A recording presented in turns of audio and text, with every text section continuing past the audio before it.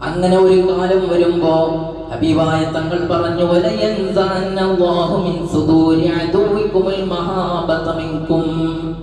എന്താ ഉണ്ടാവാന്നറിയോ?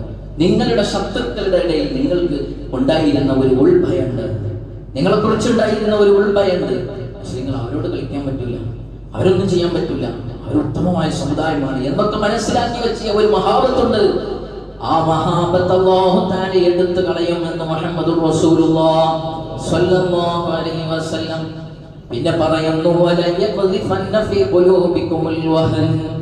മുഅ്മിനീങ്ങളായ നമ്മുടെ ഓരോരുത്തരുടെയും ഹൃദയങ്ങളിലേക്ക് വഹൻ എന്ന് പറയുന്ന ഒരു ചാപല്യം കടന്നു വരുമെന്ന് ത്വാഹ റസൂലുള്ളാഹി തങ്ങൾ പറഞ്ഞപ്പോൾ സ്വഹാബികൾ ചോദിക്കാണ്, നബിയെ വമൽ വഹൻ യാ റസൂലല്ലാഹ്, എന്താണ് ആ ചാപല്യം?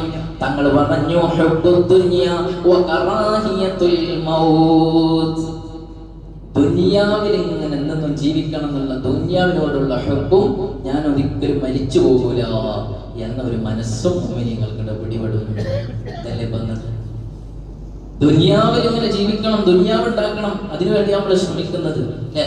അല്ലെങ്കിൽ ഒരു വെള്ളിയാഴ്ചയാണ് ഒരു മുഅ്മിനിന്റെ യൗമുൽ ജുമുഅ എന്ന് പറഞ്ഞാൽ അവന്റെ പെരുന്നാൾ ദിവസമാണ് അല്ലേ?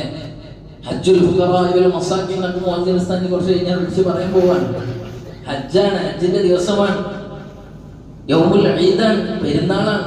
ഒരു മുഅ്മിനിന് കിട്ടുന്ന ഏറ്റവും വലിയ ഒരു സദസ്സാണ് ഒരാഴ്ചയിലെ വെള്ളിയാഴ്ച ദിവസത്തെ ജുമുഅയും ഖുത്ബയും എന്ന് പറയുന്നത്. അതിലിപ്പോ എത്ര ആളുകൾ ഇവിടെ എത്തിയിട്ടുണ്ട് നിങ്ങൾ നോക്കും. എത്ര ആളുകൾ നേരത്തെ എത്തിയിട്ടുണ്ട്? ഇല്ല. എന്തേ കാരണം? ഹുബ്ബുദ് ദുനിയ. അവരവരുടെ ഷോപ്പിലാണ്, അവരുടെ ദുനിയാവിന്റെ കാര്യത്തിലാണ്. അല്ലെങ്കിൽ ഹബീബ് സ്വല്ലല്ലാഹു അലൈഹി വസല്ലം തങ്ങൾ പറഞ്ഞില്ലേ, ആദ്യം പെരുന്നാൾക്ക് ഒരു ഒട്ടകം കിട്ടും. ആദ്യ സമയത്ത് വരുന്നുണ്ട് ഒട്ടകത്തിന് എത്ര ആൾക്ക് കിട്ടിയിട്ടുണ്ടെന്ന് ഓരോരുത്തർ വിലയിരുത്തുക. അവർ ഉസ്താദിന് കിട്ടിയിട്ടില്ലല്ലോ എന്ന് പറയണ്ട, ഉസ്താദ് ലാസ്റ്റ് വരെയുണ്ട്. ചിലരങ്ങനെ ഉസ്താദ് കിട്ടിയിട്ടില്ല, നമുക്കും കിട്ടിയില്ല, അങ്ങനെ സമാധാനിക്കണ്ട. ഉസ്താദ് അവസാനമാണ്, അങ്ങനെയാണ് അതിന്റെ ഒപ്പം. അപ്പൊ ഒരു ഒട്ടകം കിട്ടുന്ന സമയം നമുക്ക് നഷ്ടപ്പെട്ടു. എന്നാ ഒരു പശു കിട്ടുമെന്ന് മുഹമ്മദ് റസൂലുള്ളാഹി, അത് എത്ര ആൾക്ക് കിട്ടി?